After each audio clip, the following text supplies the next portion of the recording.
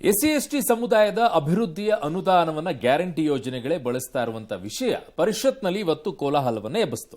ಪ್ರಶ್ನೋತ್ತರ ಅವಧಿಯಲ್ಲಿ ವಿಪಕ್ಷಗಳು ವಿಚಾರವನ್ನ ಪ್ರಸ್ತಾಪವನ್ನ ಮಾಡಿದ್ವು. ಸರ್ಕಾರವೇ ಕೊಟ್ಟಿರೋ ಮಾಹಿತಿಗಳ ಪ್ರಕಾರ ಕಳೆದ 2 ವರ್ಷಗಳಲ್ಲಿ 19,084 ಕೋಟಿ ಹಣವನ್ನ ಗ್ಯಾರಂಟಿಗಾಗಿ ಬಳಕೆ ಮಾಡಲಾಗಿದೆ.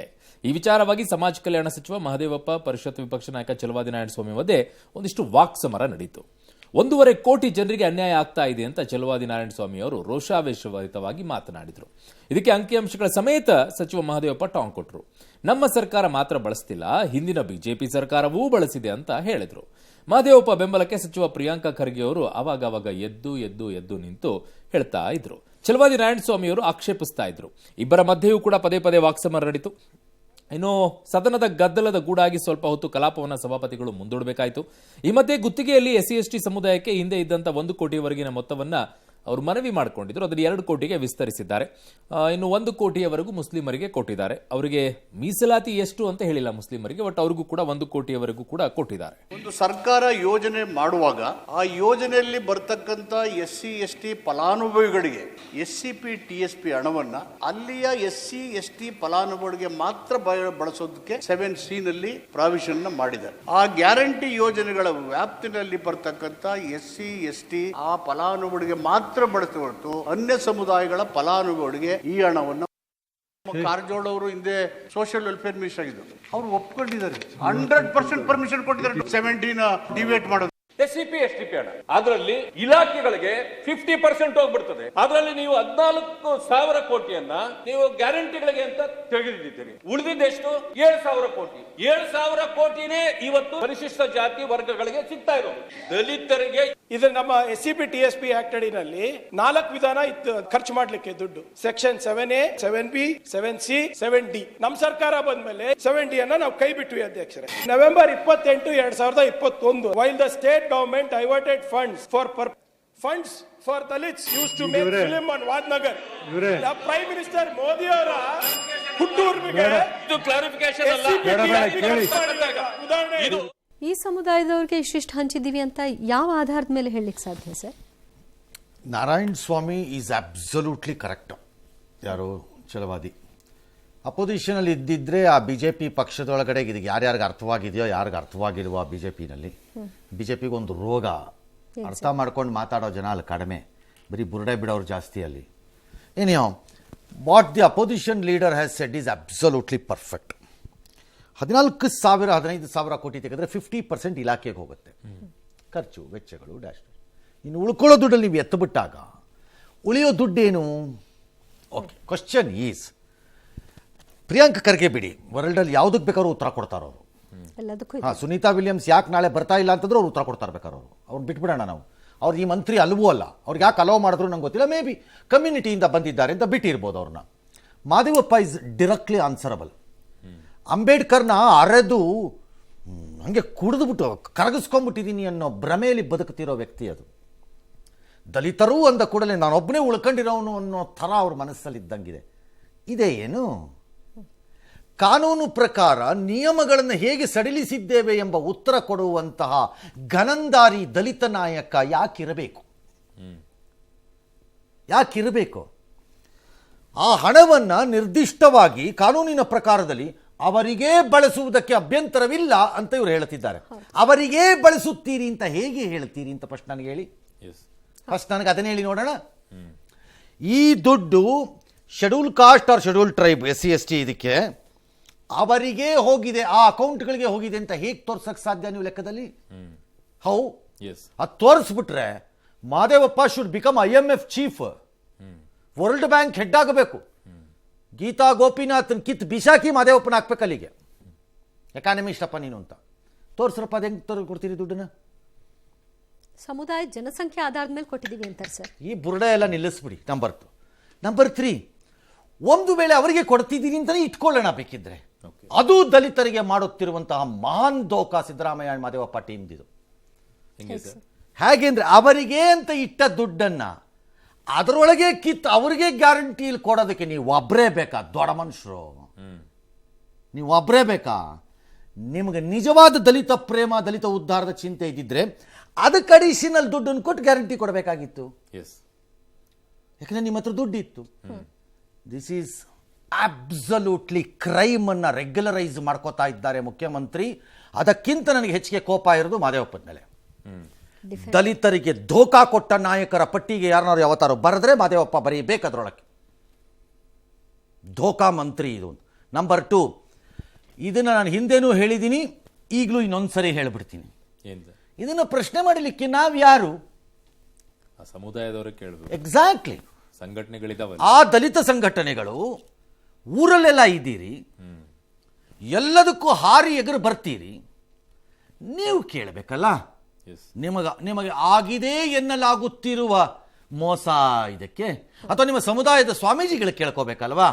ನಾವ್ಯಾರು ಇದನ್ನು ಕೇಳಕ್ಕೆ? ಕಣ್ಣಿಗೆ ಕಾಣೋ ಮೋಸನೇ ಇದು. ನಾವ್ಯಾರು?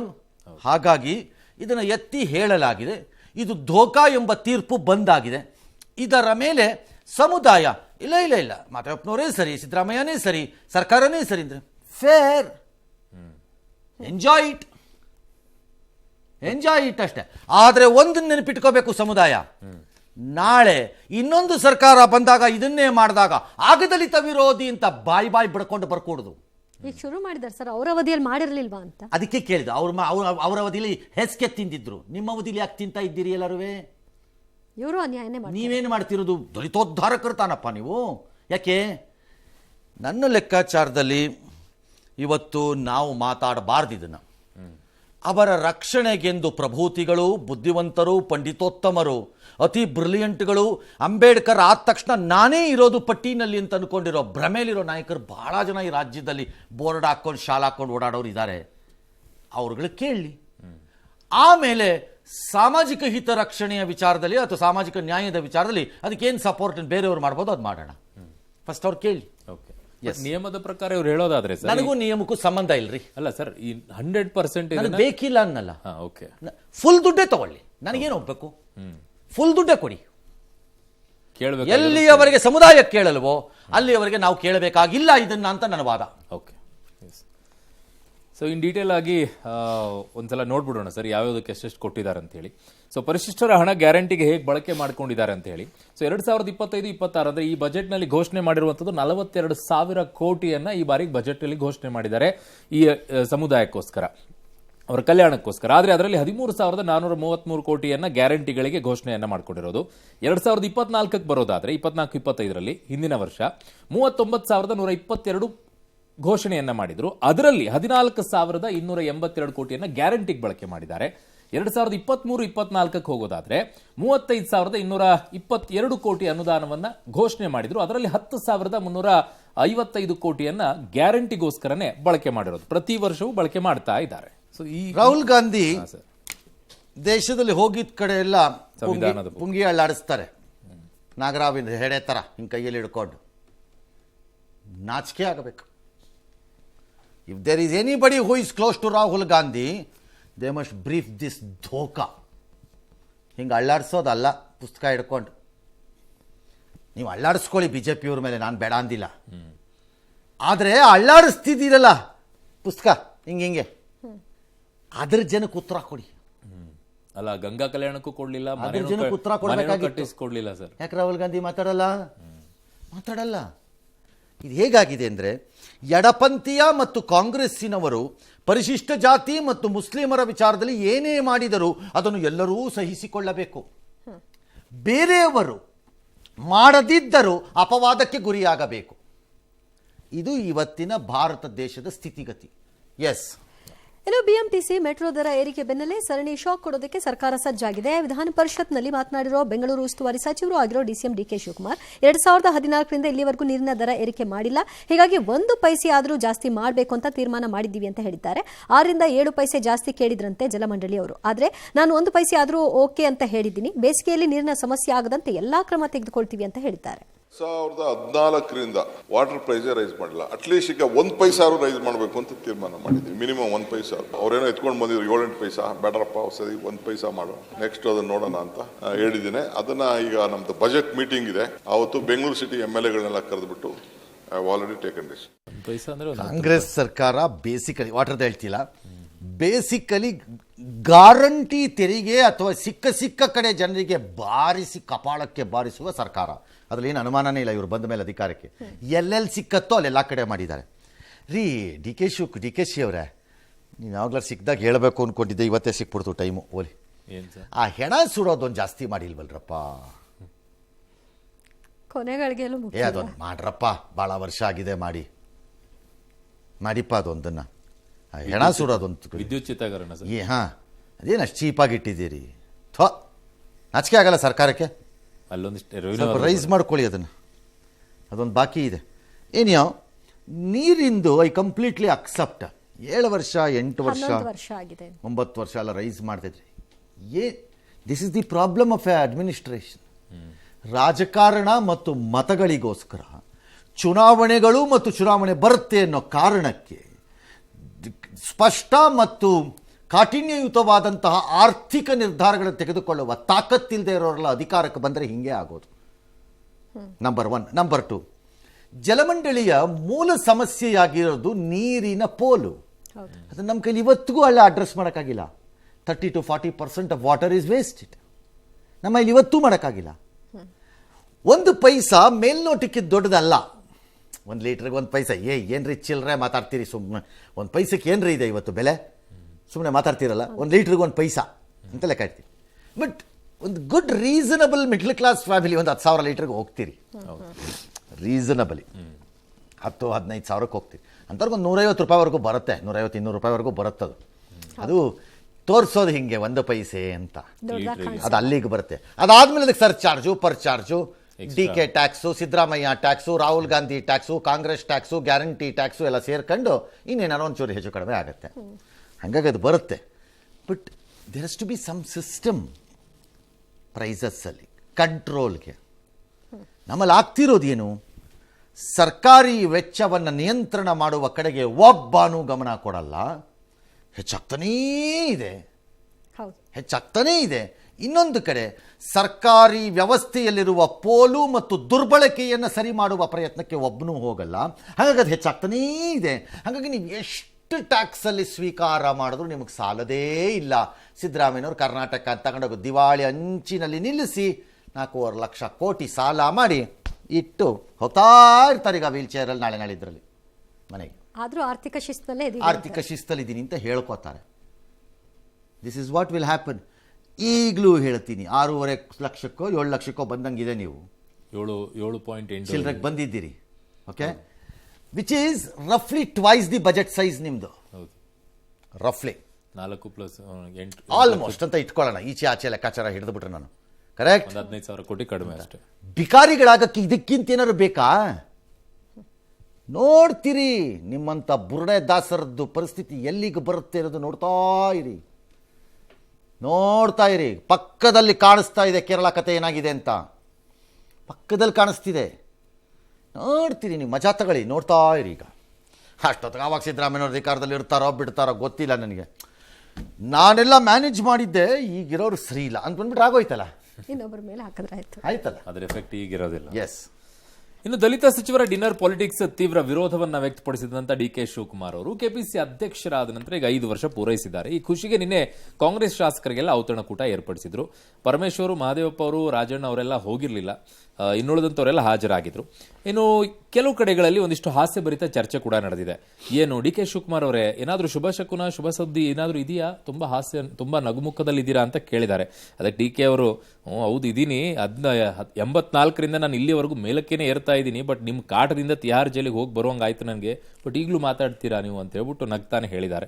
ಇನ್ನೊಂದು ಕಡೆಗೆ ಶಿವರಾಮ್ ಹೆಬ್ಬಾರ್ ಮತ್ತು ಎಸ್ ಟಿ ಸೋಮಶೇಖರ್ ಅವರನ್ನ ಪಕ್ಷದಿಂದ ಹೊರಹಾಕುವಂತೆ ವರದಿ ಕೊಟ್ಟಿದ್ದೀವಿ ಅಂತ ಶಿಸ್ತು ಪಾಲನಾ ಸಮಿತಿ ಅಧ್ಯಕ್ಷ ಲಿಂಗರಾಜ್ ಪಾಟೀಲ್ ಹೇಳಿದ್ದಾರೆ. ಬಿಜೆಪಿಯಲ್ಲಿ ಬಹಳ ಲವಲವಿಕೆ, ಕಳಕಳಿ, ಆ ಶಾಲು ಕೂಡ ಕಳೆ ಕೊಡ್ತಾ ಇದೆ.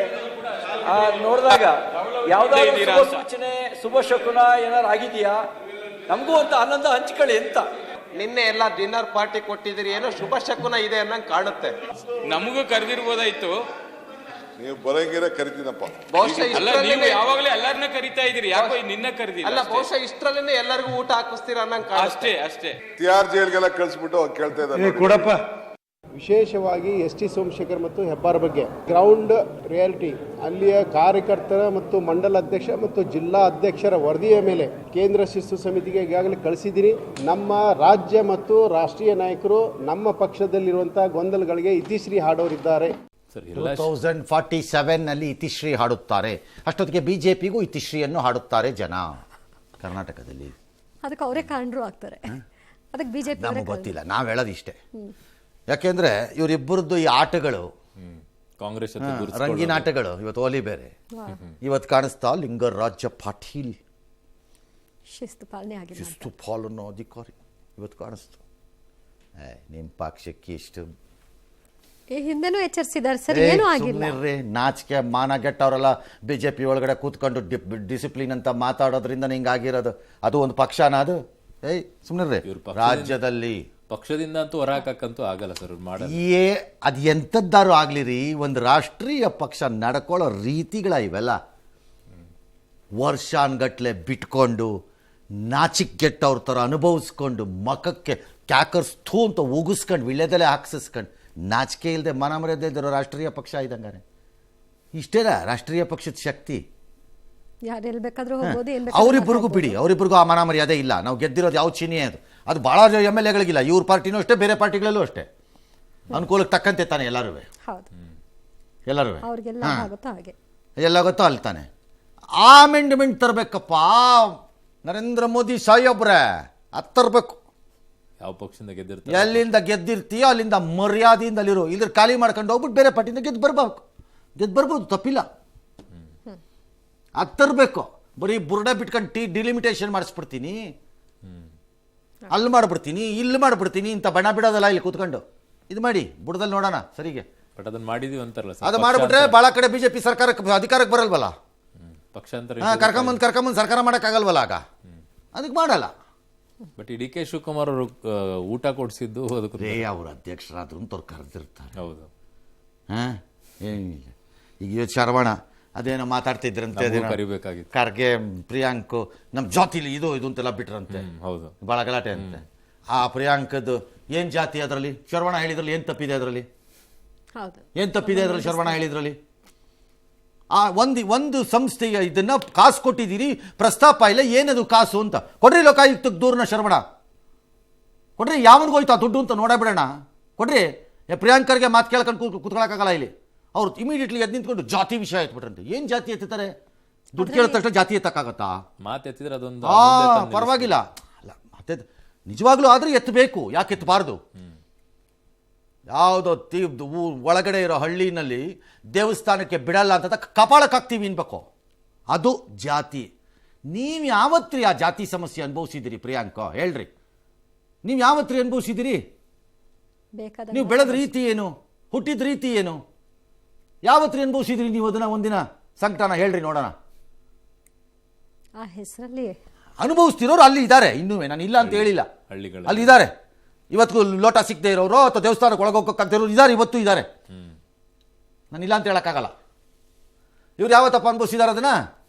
ನೀವು ಓದ್ ತಕ್ಷಣ ಬಾಗಿಲು ತಗೊಂಡು ನಿಂತವ್ರೆ ಜನ. ಒಳ್ಳೆ ಕಥೆ ಐತೆ, ಎಲ್ಲದಕ್ಕೂ ಜಾತಿ ಹೆಸರು ಹೇಳಬಾರ್ದು. ಎಸ್